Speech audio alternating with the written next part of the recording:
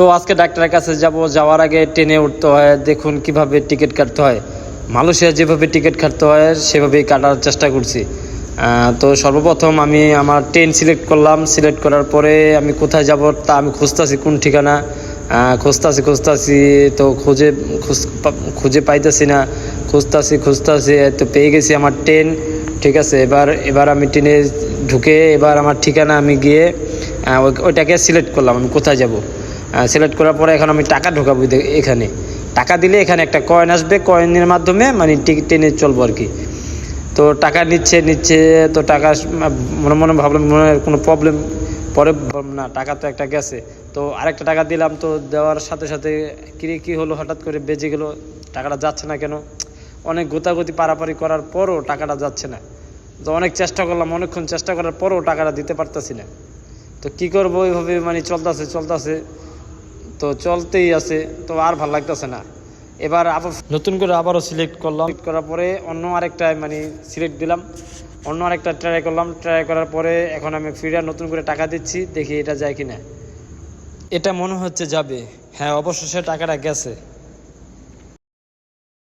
অনেক কষ্টের পর টাকাটা গেছে। এই দেখুন, এবার আমি কয়েন নিব। ওই যে কয়েন, এই কয়েন দিয়ে মানে গেট পার করতে হয়। সামনে একটা গেট আছে, সিকিউরিটি গেট, ওই গেট পার করতে হয়।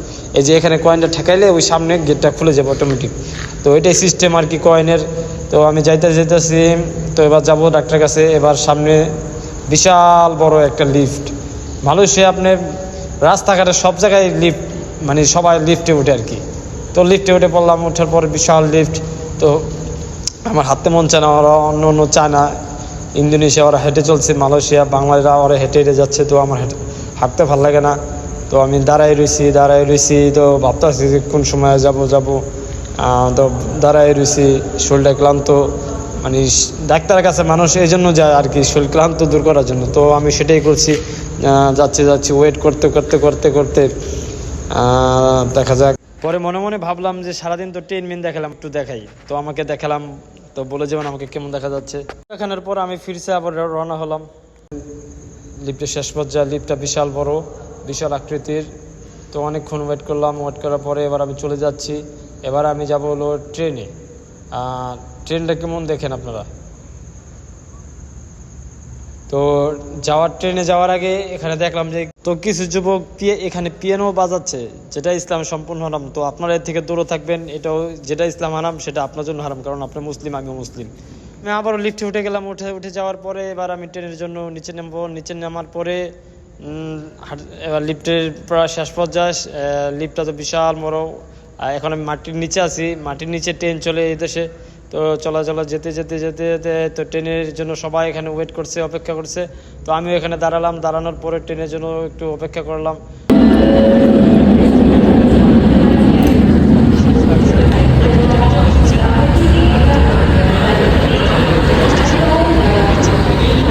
তো বলতে ট্রেনে এসে পড়েছে। তো আমি ট্রেনে উঠে পড়লাম।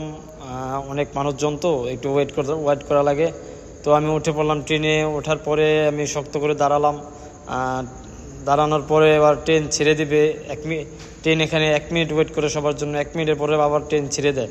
তো আমি আমার জায়গার মতো দাঁড়িয়ে পড়লাম, শক্ত করে ধরে রাখলাম, জানি না পড়ে যাই। আমার আবার ভয় করে ট্রেনে উঠলে। তো ধরে দাঁড়িয়ে থাকলাম বাংলাদেশের মতো। দাঁড়ায় রইলাম। আর মনে ভাবতেছি কোন সময় যাব আমি সেখানে। তো আমি ট্রেন থেকে নেমে পড়লাম। নেমে আবার লিফটে ওঠা লাগলো। আজকে লিফট পার করতে আমার দিন গেল। তো এটা কোনো বিষয় না, লিফটে ওঠাই লাগবে। মালয়েশিয়া যেহেতু আছি, এখানে যাইতে লিফট আমার ব্যবহারই করা লাগে।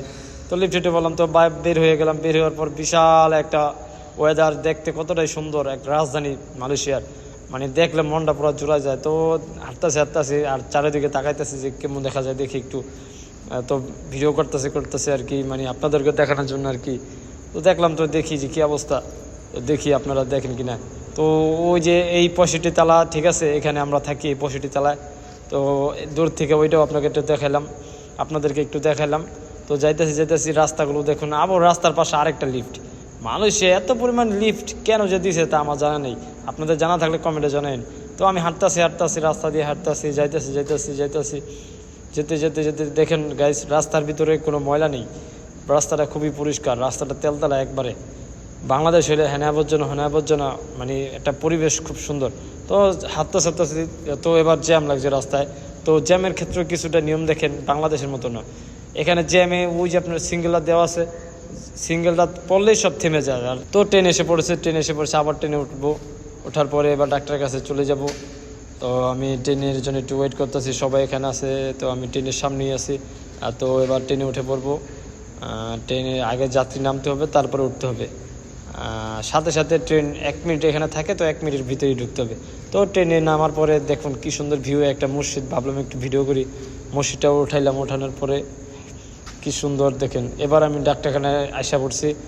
ডাক্তারের কাছে কথা বললো যে একটু বসেন। তো বসতে গিয়ে আরেকটা জিনিস চোখে পড়লো যে হ্যাঁ, এটা কি ডাক্তারখানা নাকি চিড়িয়াখানা? তো এখানে ওটা কোনো বিষয় না, বাচ্চারা এখানে খেলাধুলা করে, কেউ কিছু বলে না। তো আরেকটা বিষয় দেখুন, ভালো করে লক্ষ্য করুন যে এখানে মানে কতটা পরিষ্কার, ঠিক আছে ডাক্তারখানাটা। আর বাংলাদেশে যেই সরকারি হসপিটাল, ওইগুলোতে গেলে মনে করেন যে মানুষ আরও অসুস্থ হয়ে যায়, সুস্থতা হওয়া দূরের কথা। তো এখানে মানে সিস্টেমটা কত সুন্দর, পরিষ্কার পরিচ্ছন্নতা কতটাই সুন্দর, দেখলে মানে অনেকটাই ভালো লাগে। আপনারা না দেখলে মিস করবেন কতটা ঘ্রাণ এখানে। এখানে বসতে মন চায়, আর বের হতে মন চায় না। আর বাংলাদেশের ডাক্তার এখানে গেলে আরও মন চায় যে কতক্ষণে বের হবে এখান থেকে। তো ভিডিওটা ভালো লাগলে লাইক, শেয়ার, কমেন্ট করে দিন। আল্লাহ হাফেজ।